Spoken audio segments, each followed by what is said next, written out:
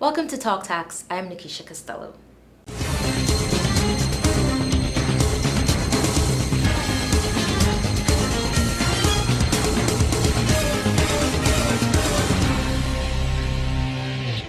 Every year, new professionals graduate from university and enter the world of work, many of whom seek to work for themselves, open a private practice, and become self-employed persons.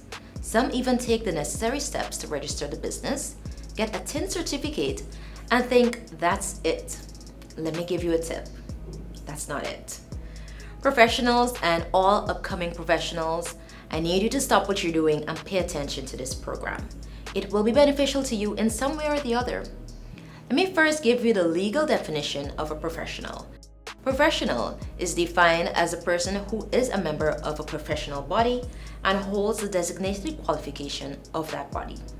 As such, professionals are considered to be legal practitioners, medical practitioners, dentists, physiotherapists, veterinary surgeons, engineers, accountants, auditors, surveyors, architects, pharmacists, and optometrists. If you are engaged as a professional and engaged in private practice for reward, then you are required to have a tax practice certificate. Quiet! Hush your mouth.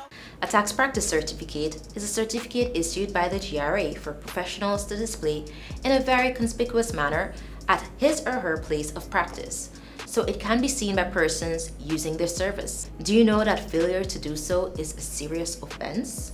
We just need a little help with the particulars. I'll get back to that later. Not everyone who is a legal practitioner or dentist, etc., is required to obtain a tax practice certificate. There are two categories of professionals who are exempt from applying for a practice certificate. One, professionals who are employed by the state and are in no way engaged in private practice for reward. And two, professionals who practice their profession in the course of them being wholly employed in the service of another whose undertaking or business does not comprise the rendering of service of the nature of such practice. For example, a medical doctor solely employed by a mining company, or an accountant solely employed by an engineering firm, or an attorney at law solely employed by an insurance firm is exempt from applying for a tax practice certificate. However, professionals who are employed by the state or other business organizations and practice privately for reward are required to apply for a practice certificate. Remember I mentioned that if you fail to display the certificate, it is a serious offense? Well, not only is it a serious offense, you will be liable to pay a fine and face up to 6 months imprisonment. Additionally, in the case of a continuing offense, you will be fined for each day the offense continues. What? Now, who wants to deal with that kind of headache? Stay tuned, more on tax practice after this. Have you ever encountered a scenario where an officer of the GRA demanded you pay a bribe? To avoid the drama, simply request proof of identification before allowing officers onto your premises. Avoid being scammed. Call 227-8222 or 227-6060 extensions 3201-8 or 4105-6 to verify the legitimacy of the exercise. GRA, your partner in development. Welcome back. As a professional, you are required to pay fees. Oh yes, and I'm not talking about income tax or property tax and the whole enchilada. I'm talking about professional fees. Really? Yes, really. In 2003, changes were made to the Fiscal Amendment and Accountability Act, and fees for various categories of professionals increased from $10,000 to $250,000 for accountants, auditors, legal practitioners, medical practitioners, architects, dentists, and optometrists, $150,000 for engineers and veterinary surgeons, and $75,000 for physiotherapists and pharmacists and surveyors.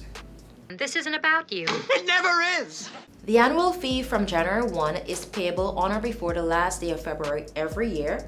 And apart from paying this fee, you are also required to submit income tax returns and remit taxes to the GRA on a quarterly basis. For first-time applicants, an initial written request has to be made to the Commissioner General of the Guyana Revenue Authority, in which the applicant will state his or her professional qualifications and submit copies of same, and outline his or her experience in the particular field. The applicant will also need to complete an application form and attach a copy of some form of identification, such as your national identification card or passport. If you require additional information or assistance on taxes administered by the GRA, feel free to contact the Communication and Tax Advisory Services Division situated at 200-201 Camp Street, Georgetown, or call 227-6060, extensions 1201 to 1204. Thank you so much for watching.